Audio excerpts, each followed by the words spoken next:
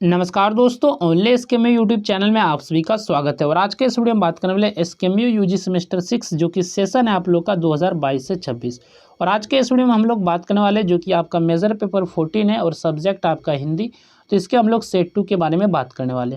तो इसके पहले मैंने सेट 1 का वीडियो बना दिया है। अगर आपने उस वीडियो को नहीं देखा है तो आप हमारे चैनल से जाके देख सकते हैं, या फिर इसी वीडियो के डिस्क्रिप्शन में आपको प्लेलिस्ट का लिंक मिलेगा, तो वहाँ से भी जाके आप वीडियो को जो है देख सकते हैं। तो इसमें सबसे पहले बात करेंगे हम लोग अति लघु उत्तरीय प्रश्न के बारे में। ये जो सेट 2 है आपका, तो पहला जो क्वेश्चन है, क नंबर जो क्वेश्चन है आपका 1 का, तो अनुवाद का स्वरूप क्या है। तो अनुवाद का स्वरूप भाषा परिवर्तन की एक रचनात्मक और बौद्धिक प्रक्रिया है। तो भाषा मतलब अनुवाद का स्वरूप कैसा है, तो ये भाषा परिवर्तन का एक जो है रचनात्मक और बौद्धिक प्रक्रिया है। यानी कि एक प्रकार की एक प्रक्रिया है जिसमें जो है स्रोत भाषा के विचार, भाव, शैली और उद्देश्य को सुरक्षित रखते हुए लक्ष्य भाषा में सरल, स्पष्ट और स्वाभाविक रूप में प्रस्तुत किया जाता है ताकि मूल संदेश यथावत बना रहे। इसके बाद नेक्स्ट आपका क्वेश्चन है, अनुवाद की एक प्रमुख समस्या लिखिए। तो अनुवाद की एक प्रमुख समस्या यह है कि कई बार स्रोत भाषा के शब्द, मुहावरे या भाव का लक्ष्य भाषा में समान अर्थ वाला शब्द उपलब्ध नहीं होता, और ऐसी स्थिति में मूल अर्थ और भावना को सुरक्षित रखना कठिन हो जाता है। इसके बाद नेक्स्ट आपका क्वेश्चन है, अनुवाद के प्रकारों का नाम लिखिए। तो अनुवाद के प्रमुख प्रकार है साहित्यिक अनुवाद, तकनीकी अनुवाद, प्रशासनिक अनुवाद, व्यावसायिक अनुवाद और तथा शैक्षिक अनुवाद। तो इन सभी प्रकारों का उपयोग जो अलग अलग विषयों और आवश्यकताओं के अनुसार किया जाता है।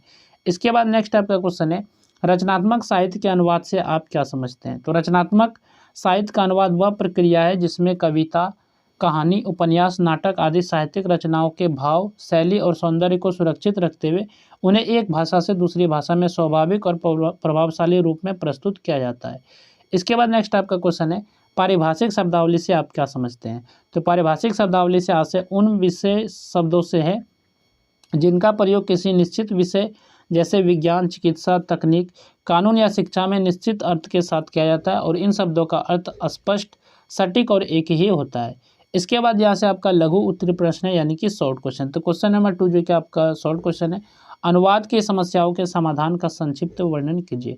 तो अनुवाद करते समय अनेक प्रकार की समस्याएं सामने आती है, जैसे भाषागत अंतर, सांस्कृतिक भिन्नता, पारिभाषिक शब्दों की कठिनाई, मुहावरों का सही प्रयोग तथा मूल भाव को सुरक्षित रखना। तो ये सभी समस्याएं आती है अनुवाद करने के समय, और इन समस्याओं का समाधान जो है उचित ज्ञान, अभ्यास और सावधानी से किया जा सकता है। सबसे पहले अनुवादक को स्रोत भाषा और लक्ष्य भाषा दोनों का अच्छा ज्ञान होना चाहिए, और दोनों भाषाओं के व्याकरण, शब्दावली और वाक्य संरचना की सही समझ अनिवार्य है। जिस विषय का अनुवाद किया जा रहा है उसका पर्याप्त ज्ञान भी आवश्यक होता है, और पारिभाषिक शब्दों के लिए मानक शब्दावली, शब्दकोश तथा विशेषज्ञों की सहायता लेनी चाहिए। मुहावरों और लोकोक्तियों का शाब्दिक अनुवाद करने के बजाय उनके भाव के अनुसार उपयुक्त शब्दों का प्रयोग करना चाहिए।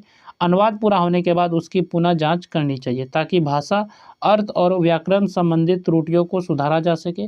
अनियमित अध्ययन, अभ्यास, धैर्य तथा नई शब्दावली का ज्ञान अनुवाद को अधिक शुद्ध, स्पष्ट, स्वाभाविक और प्रभावी बनाता है। इसके बाद नेक्स्ट आपका क्वेश्चन है, आदर्श अनुवाद के प्रमुख अभिलक्षणों का वर्णन कीजिए। तो आदर्श अनुवाद वह होता है जिसमें मूल रचना के अर्थ, भाव, शैली और उद्देश्य को बिना किसी परिवर्तन के दूसरी भाषा में स्पष्ट और स्वाभाविक रूप से प्रस्तुत किया जाए। ऐसे अनुवाद पाठक को मूल रचना जैसे ही अनुभव कराता है। आदर्श अनुवाद की सबसे बड़ी विशेषता मूल अर्थ की सुरक्षा है। अनुवाद में लेखक के विचार और भाव ज्यों के त्यों बने रहने चाहिए। भाषा सरल, स्पष्ट और सहज होनी चाहिए ताकि पाठक जो है आसानी से समझ सके, और अनुवाद जो है कृत्रिम ना लगे बल्कि लक्ष्य भाषा की सामान्य शैली के अनुरूप हो, और लेखक की लेखन शैली, अभिव्यक्ति और भावों का भी उचित ध्यान रखा जाना चाहिए। और व्याकरण की शुद्धता जो है, सही शब्द चयन तथा वाक्य विन्यास का पालन आवश्यक होता है, और सांस्कृतिक संदर्भों, मुहावरों और लोकोक्तियों का भी उचित और संदर्भानुसार प्रयोग होना चाहिए। और अनुवाद में जो अनावश्यक शब्दों का प्रयोग नहीं होना चाहिए, यानी कि जो शब्द जरूरी नहीं है उनका इस्तेमाल नहीं होना चाहिए, और पाठक पर वही प्रभाव पड़ना चाहिए जो मूल रचना का अपने पाठकों पर पड़ता है। और इन गुणों के कारण जो अनुवाद जो प्रभावी, विश्वसनीय और उपयोगी बनता है। तो इसके बाद यहाँ से आपका दीर्घ उत्तरीय प्रश्न है। तो दीर्घ उत्तरीय प्रश्न पे चलने से पहले बात कर लेते हैं पीडीएफ के बारे में। तो ये पीडीएफ आपको जो है हमारे वेबसाइट पर मिल जाएगा, जिसका डाउनलोड लिंक जो है इस वीडियो के डिस्क्रिप्शन में दिया गया। तो वहाँ से क्लिक करके आप जो है क्लिक करेंगे तो आप वेबसाइट पर रिडायरेक्ट हो जाएंगे, और वहाँ पर जो आपको क्वेश्चन देखने को मिलेगा। लेकिन आप नीचे स्क्रॉल करेंगे तो आपको नीचे बटन बटन मिलेगा डाउनलोड PDF करके, तो वहाँ से आप इसको डाउनलोड कर सकते हैं। तो क्वेश्चन नंबर जो कि आपका 4 है, यानी कि चौथा क्वेश्चन है, जो कि लॉन्ग क्वेश्चन है, अनुवाद के स्वरूप एवं प्रक्रिया का विस्तार पूर्वक विवेचन कीजिए। तो अनुवाद का आपको स्वरूप बताना है और इसके प्रक्रिया को बताना है।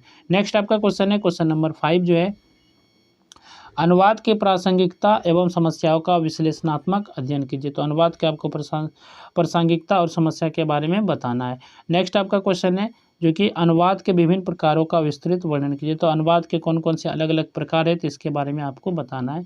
नेक्स्ट आपका क्वेश्चन है, रचनात्मक साहित्य के अनुवाद एवं तकनीकी अनुवाद का तुलनात्मक अध्ययन कीजिए। तो रचनात्मक साहित्य अनुवाद और जो तकनीकी अनुवाद, दोनों को बारे में आपको तुलनात्मक अध्ययन करके बताना है। नेक्स्ट आपका क्वेश्चन है, आदर्श अनुवाद के अभिलक्षणों का विस्तार पूर्वक विवेचन कीजिए। यानी कि आदर्श अनुवाद के कौन कौन से अभिलक्षण है, यानी कि गुण है, तो इसके बारे में आपको बताना है। नेक्स्ट आपका क्वेश्चन है, क्वेश्चन नंबर 9, अनुवाद चिंतन की परंपरा एवं पारिभाषिक शब्दावली के अनुवाद की समस्याओं का विस्तार पूर्वक वर्णन कीजिए। ये आपका क्वेश्चन नंबर 9 है। और ये आपका वीडियो सेट 2 था, जो कि मेजर पेपर 14 था, जो कि यूजी सेमेस्टर 6 सेशन 2022 से 26 के लिए ये वीडियो था। तो आप लोग जो है पहले के वीडियो नहीं देखे तो पहले के वीडियो भी देख लीजिएगा, और जो इसका डाउनलोड लिंक, जो PDF का डाउनलोड लिंक वीडियो के डिस्क्रिप्शन में जाएगा, तो वहाँ से आप डाउनलोड करके पढ़ सकते हैं। तो चलिए फिर मिलते हैं नेक्स्ट वीडियो में। इस वीडियो में बस इतना है।